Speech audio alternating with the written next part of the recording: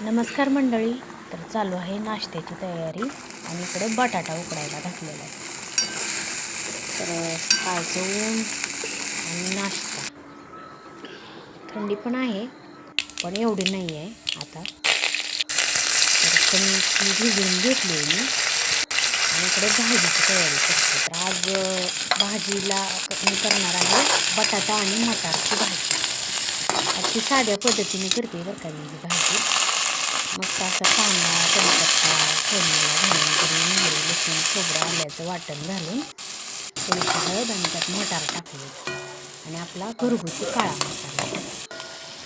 मस्त अशी छान भाजी केली. आणि इकडं बघा दुपारी मी गेले होते शेतात. आपल्या बांधावर लावलेल्या जे तुरी होत्या ना ते मी गेल्या व्हिडिओत सांगितलं होतं की काढलेले आहेत म्हणून. एका ठिकाणी गोळा केल्या आणि हा बघा ह्या तुरीला कसा काढलेल्या तुरीला फुटलाय मस्त. आणि ही 1-2 झाडं मी ठेवलेली आहेत हिरवी आहेत म्हणून. तर ह्याला पण शेंगा बघा किती लागलेल्या आहेत त्या. आणि इकडे दिवस मावळतीला चाललाय. छान असा सूर्य कसा दिसतोय.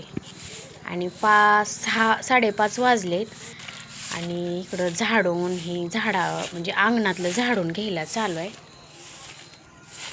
दिवसभर पाला पाचोळा फुलं सुकलेली पडलेली असतात.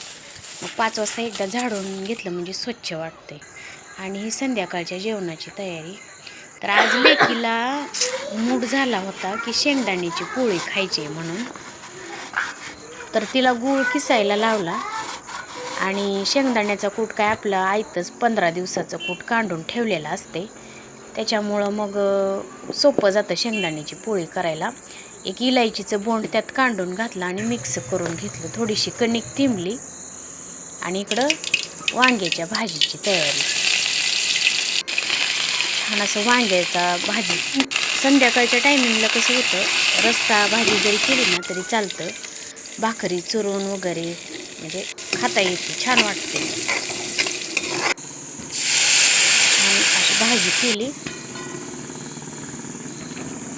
आणि त्यात थोडा कूट टाकून रस्सा भाजी केली. इकडं कणिक तिंबली होती आणि कणिक चांगली भिजली.